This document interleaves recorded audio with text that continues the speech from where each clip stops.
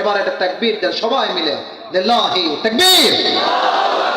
পুরো ওয়াজের সামারিটা আমি জাস্ট 1 মিনিটে বলতেছি, মানে একটা বের করে রাখি, যদি কোনো যুবক দাঁড়ায় বাহাদুরি করে তাকে পুরস্কার দিব।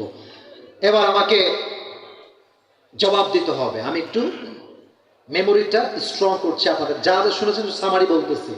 আজকে আমরা যে সূরা থেকে তাফসীর শুনেছি, সূরাটার নাম হচ্ছে সূরাত আলাম নাশরাহ। নামটা বলতে হবে আরো জোরে, নামটা কি? আলাম নাশরাহ। মাশাআল্লাহ। সূরাটা কত নাম্বার? আবার বলেন, কত নাম্বার? 94 নাম্বার। সূরাটা কি মাদানী না মাক্কি?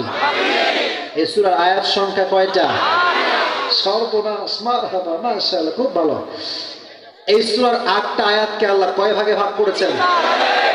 মাশাআল্লাহ। ফার্স্ট 3 আয়াত বা 4 আয়াত হচ্ছে নিয়ামত। কিসের বর্ণনা? 4টা আয়াতে কয়টা নিয়ামত আছে? 3টা আছে। 1, নবীর হৃদয়কে খুলে দিয়েছে একজন। জবান করে বলেন তিনি কে? নবীর হৃদয় যে আল্লাহ খুলেছেন, কয়টা ব্যাখ্যা বলেছিলাম? 3টা। 1 হচ্ছে নবীর হৃদয়ে আল্লাহ সাহস দিয়েছেন, হিম্মত দিয়েছেন।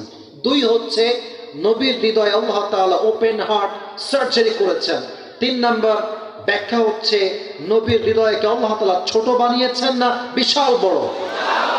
বিশাল বড়, সাগরের মতো বিশাল বড় হৃদয় আল্লাহ নবীকে দান করেছে। সুবহানাল্লাহ পড়লেন আপনারা? 2 নাম্বার নিয়ামত, ওয়াদানা আনকা উযরাক আল্লাযী আনকাযা যহরাক। নবীর পিঠের সমস্ত বোঝাকে হালকা করেছে কে? 3 নাম্বার নিয়ামত হচ্ছে ওয়ারাফা'না লাকা যিকরাক। নবীর সম্মান আকাশ বাতাস ঝাঁপিয়ে, 7 আকাশ কাঁপিয়ে আরশে আজিম পর্যন্ত পৌঁছে দিয়েছে একজন, তিনি কে? 4 আয়াতে 3টা নিয়ামত।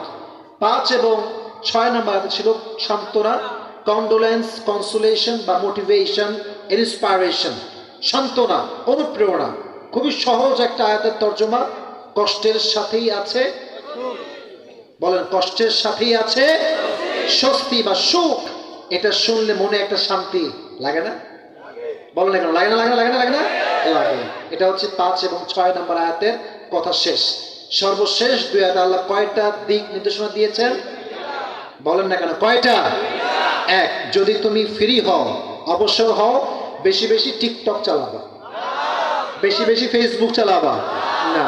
অবসর হয়ে গেলে ইবাদত করতে হবে একজনের আওয়াজ দিয়ে, বলেন তো তিনি কে? এবং সর্বশেষ আল্লাহ বললেন, যখনই তোমার খুব কষ্ট হবে, দুঃখ আসবে, মানুষকে বলতে যেও না, আগে বলবা সিজদায় পড়ে একজনকে, তিনি কে? মাশাআল্লাহ। কোন যুবক পারবে হাত তুলে দেখি কে আছে? ইনশাআল্লাহ। 2 3 4, 1 2 3 4। আচ্ছা আচ্ছা আচ্ছা, বসেন বসেন, হাত হাত নামান, হাত নামান, আমি দেখতেছি কাকে। তাকবীর দেন, লিল্লাহি তাকবীর। বিশৃঙ্খলা করবে না, এটা শেষের দিকে আছে। যুবক ভাই, নবীকে আল্লাহ 3 নাম্বার নিয়ামত কি দিয়েছেন বলেন তো দেখি? আল্লাহ তাআলা তাকে সম্মান বাড়িয়ে দিয়েছেন। মারহাবা বলেন সবাই আপনারা। আপনার সাউন্ড আরো জোরে হওয়া লাগবে, ঠিক আছে? মাইক ঠিক আছে? ওকে। 2 নাম্বার পার্ট কি ছিল? 3 ভাগের 2 নাম্বার ভাগটা? 2 নাম্বার ভাগ। 2 নাম্বার ভাগটা হচ্ছে তাকে সান্ত্বনা দিয়েছিলেন, তার মোটিভেশন করেছিলেন। মোটিভেশনের তর্জমাটা কি ছিল? এটা হচ্ছে বাংলা তর্জমাটা হচ্ছে যে দুঃখের পরে আছে স্বস্তি। হ্যাঁ, ইন্নামাল উসরি ইউসরা। হ্যাঁ, মারহাবা বলেন সবাই। আচ্ছা ঠিক আছে, খুব সুন্দর হয়েছে প্রিয় ভাই। এবং তুমি এবার বলো, সর্বশেষ আল্লাহ যে নবীকে একটা দিক নির্দেশনা দিয়েছেন, দিক নির্দেশনা করা ছিল বলতে কি? 2টা ছিল। 2টা কি কি ছিল? যখনই আমরা ফ্রি হব বা নবী সাল্লাল্লাহু আলাইহি ওয়াসাল্লাম ফ্রি হবেন, তখনই আল্লাহর ইবাদত করবেন। এবং 2য় নাম্বার হচ্ছে আমাদের দুঃখের কষ্ট, মানে আমাদের দুঃখ বেদনা, এগুলো মানুষকে না বলে যেন আল্লাহকে বলি। মারহাবা বলেন সবাই। এখনো হয়নি, এখনো হয়নি। এত সহজ না। আমি কিন্তু পিঠের বোঝা যে হালকা নবীজি করেছেন, অনেকগুলো হাদিস বলেছিলাম, মনে আছে? আমি এত লম্বা করবো না। এদিকে তাকাও, আরে আমার দিকে তাকাও না, লজ্জা পাইতেছে আমার দিকে তাকাইতে। এদিকে তাকাও, দেখো। তুমি বলো, নবীজির যখন আর্থিক সংকট ছিল, এইটা একটা বোঝা, নবীজি একজনের মাধ্যমে এই বোঝাকে হালকা করেছেন, তার নাম ছিল কি? খাদিজা রাদিয়াল্লাহু আনহা। মারহাবা বলেন সবাই। বিয়ের মাধ্যমে। হ্যাঁ, বিয়ের মাধ্যমে। হ্যাঁ, হয়ে গেছে, তোমার কনসেপ্ট ক্লিয়ার হয়ে গেছে। এবার বলো যে নবীর যে একজন সন্তান ছিল, তার নাম ছিল কি? মেয়ে সন্তান? হ্যাঁ, ফাতিমা রাদিয়াল্লাহু আনহা। মারহাবা বলবে না সবাই আপনারা? ফাতেমার যে একজন মেয়ে হিসেবে বিয়ের একটা চিন্তা বাবা হিসেবে আল্লাহ কিভাবে দূর করেছেন বলেন? কার সঙ্গে বিয়ে দিয়েছেন? আলী রাদিয়াল্লাহু আনহু। মাথা বলবেন না তো সবাই। তো যুবকটা মাশাআল্লাহ অনেকটাই শুনেছে। তাহলে নবীর যেই সন্তানের একটা চিন্তা আল্লাহ দূর করেছেন এবং একটা দোয়ার কথা বলেছিলাম উম্মতের জন্য, হাদিসে মনে আছে? আল্লাহ নবী এর স্পেশাল দোয়া দিয়েছেন, দোয়াটার কথা মনে আছে?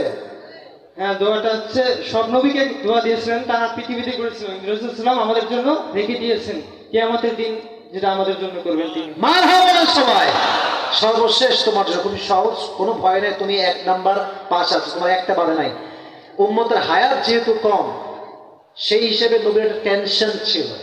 ওই টেনশনটা আল্লাহ কিসের মাধ্যমে, কি গিফটের মাধ্যমে দূর করেছে? লাইলাতুল কদর। মারহাবা সবাই। আসো আসো আসো আসো আসো, বাস বাস এনাফ। মাশাআল্লাহ, আসেন স্টেজে আসেন, স্টেজে আসেন। তাকবীর লিল্লাহি তাকবীর। আমি তো না, ও অনেক ভালো করছে, অনেক ভালো করছে, তাও তোমাকে আমি পুরস্কার দেবো, সমস্যা নেই। তুমি আসছে, ও আসছে।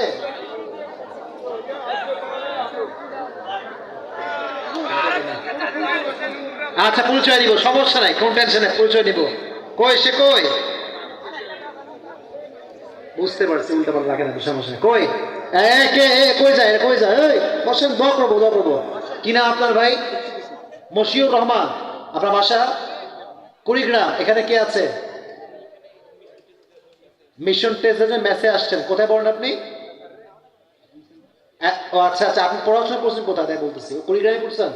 আচ্ছা, মারহাবা, মাশাআল্লাহ। বসেন, আপনার জন্য। আচ্ছা, এটা হচ্ছে আপনার পুরস্কার, এটা হচ্ছে আপনার পুরস্কার। আল্লাহ যেন ওকে ইসলামের দায়ী হিসেবে কবুল করুন, সকলে পড়ে আমিন। ওর ব্রেন ভালো আছে। আল্লাহ বলছে, যখনই তুমি অবসর হবা, বসে বসে পাবজি এবং ফ্রি ফায়ার খেলো না। যখন তুমি অবসর হবো, তুমি তোমার গার্লফ্রেন্ডকে মেসেজ দিও না। অবসর হলে কোরআনটা খোলো, যেই সব তুমি তেলাওয়াত করতে পারো মন খুলে পড়বা। প্রত্যেকটা অক্ষরে অক্ষরে আল্লাহ তোমার আমলনামায় 10টা করে নেকি লিখে দিবে। সুবহানাল্লাহ বলে না সবাই? অতএব ইনস্ট্রাকশন হচ্ছে 2টা। নাম্বার 1, যখন অবসর হবে ইবাদত করবেন একজনের জন্য। আওয়াজ দিয়ে বলেন তো তিনি কে? রাত বেজে গিয়েছে 12টা প্রায় 46। আজকে একটা সুন্দর আমল শিখাই দিই। যখন ওয়াজ শেষ করে বাসায় যাবেন, যদি অজু না থাকে অজু করবেন। কথা কি বোঝা যায়? আমার কথা বোঝা যায়?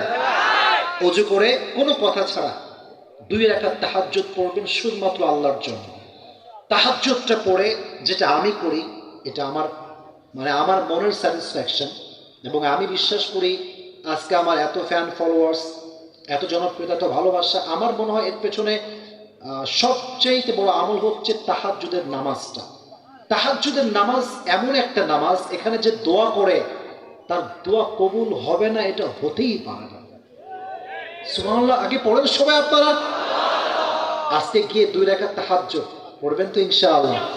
পড়ে পড়ে সালাম ফেরাবেন, দুরূদ শরীফ পাঠ করবেন, 3 বার দুরূদ শরীফ পাঠ করবেন। দুরূদ শরীফ পাঠ করে হাত তুলবেন, আল্লাহ আমার এই এই এই এই এই সমস্যা, এই এই এই কষ্ট, দোয়া করবেন। দেখবেন নিমিষেই দোয়া যদি মন থেকে হয়, আল্লাহ কবুল করতে 1 মুহূর্ত দেরি করে না। সুবহানাল্লাহ পড়া সবাই।